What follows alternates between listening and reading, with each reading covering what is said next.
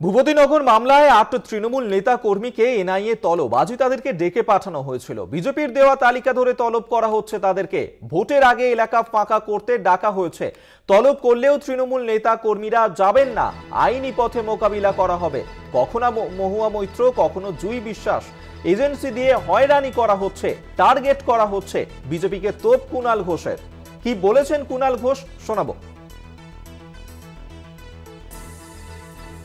রাজনৈতিক উদ্দেশ্য প্রণোদিতভাবে বিজেপি যেহেতু সাংগঠনিকভাবে পারছে না তৃণমূল কংগ্রেসের সঙ্গে, ফলে তৃণমূলের উপরের নেতৃত্ব থেকে শুরু করে বুথের ওয়ার্কার তাদের টার্গেট করেছে। আপনি পূর্ব মেদিনীপুরের যে জায়গার কথা বলছেন, সেই কর্মীদের ইচ্ছাকৃতভাবে বিজেপি থেকে তালিকা দিয়ে এলাকা ফাঁকা করার জন্য ডেকে পাঠানো হয়েছিল। আমরা তো বলেছি তারা যাবেন না, তাদের এই বিষয়টা নোটিশ ইত্যাদি, এটা আইনি পথে কি কি পদক্ষেপ নিয়ে মোকাবিলা করা যায় সেগুলো দেখা হচ্ছে।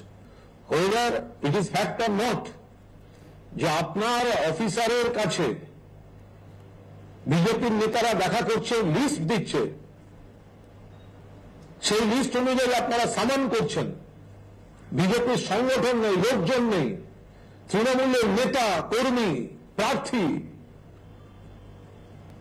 বুথ কর্মী, সংগঠক, সিবিআই, ইডি, কখনো মহুয়া মৈত্র, কখনো কাউন্সিলর জয় বিশ্বাস, কখনো বড় নেতা প্রতিষ্ঠিত নাম, কখনো লড়াকু কোন বুথ কর্মী,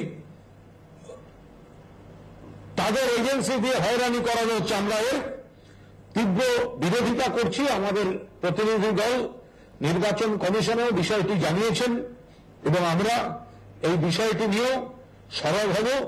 বাংলার মানুষও নিশ্চিতভাবে জবাব দেবেন যে লোকসভা নির্বাচনের আগে এজেন্সি ব্যবহার করে একদিকে যেমন বিশেষ প্রতিনিধি দেবজ্যোতি ঘোষের সঙ্গে আমরা এই নিয়ে কথা বলবো। দেবজ্যোতি, বিভিন্ন কেন্দ্রীয় তদন্তকারী সংস্থা তাদেরকে দিয়ে বিরোধী দলের নেতা নেত্রী তাদেরকে হেনস্থা করা হচ্ছে নির্বাচনের আগে, এমনটাই অভিযোগ করছেন কুণাল ঘোষ। দেবজ্যোতি, দেখো, ভূপতিনগরে যে বিস্ফোরণ কাণ্ড ঘটেছিল সেখানে 3 তৃণমূল কর্মীর মৃত্যু হয়েছিল। তারপরে কিন্তু গত 2 বছর ধরে তা নিয়ে কোনো তদন্ত হয়নি। হঠাৎই নির্বাচনের আগে 8 জন তৃণমূল কংগ্রেসের নেতা কর্মীকে ডাকা হয়েছিল, কিন্তু তৃণমূল কংগ্রেসের পক্ষ থেকে জানিয়ে দেওয়া হয়েছে নেতা কর্মীরা তারা কিন্তু এই নির্বাচনের সময় ব্যস্ত রয়েছেন, তারা উপস্থিত হতে পারবেন না, তারা আইনি পথে পুরো বিষয়টি মোকাবিলা করবেন। সেই দিক থেকে আজকে কুণাল ঘোষ তোপ দেখেছেন যে কখনো মহুয়া মৈত্র, কখনো জুই বিশ্বাস এবং কখনো ভূপতিনগরের তৃণমূল কর্মী সমর্থকদের ডাকা হচ্ছে এবং হয়রানি করা হচ্ছে, যাতে নির্বাচনী কাজে তারা অংশগ্রহণ করতে না পারেন। সেই জন্য এই ঘটনা ঘটানো হচ্ছে।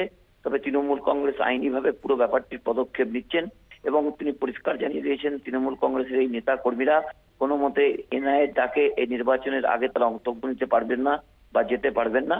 তারা নির্বাচনের পরে নিশ্চয়ই দেখা করবেন এবং সমস্ত রকম সহযোগিতা করবেন। অর্থাৎ তৃণমূল কংগ্রেসের অভিযোগ যে নির্বাচনকে প্রহসনে পরিণত করার চেষ্টা করছে ভারতীয় জনতা পার্টি এবং সেই জন্য তৃণমূল নেতা কর্মীদের ডাকা হচ্ছে। তবে তৃণমূল নেতৃত্ব কিন্তু তাদের পাশে রয়েছেন এবং নির্বাচনের কাজ চলাকালীন তারা যে কোনো মতেই যাবেন না তাও কিন্তু পরিষ্কার করে দিয়েছেন। এবং তা নিয়েই কিন্তু তৃণমূল কংগ্রেসের অভিযোগ যে এই ভূপতিনগরের কেসকে নতুন করে চাগিয়ে তোলার জন্য ভারতীয় জনতা পার্টির 2 জন নেতৃত্ব তারা এনআইএর আধিকারিকের সঙ্গে বৈঠক করেছেন সুকবৃষ্টি ফ্ল্যাটে এবং সেই কথাও তারা কিন্তু তুলে ধরেছেন, যা অত্যন্ত গুরুত্বপূর্ণ।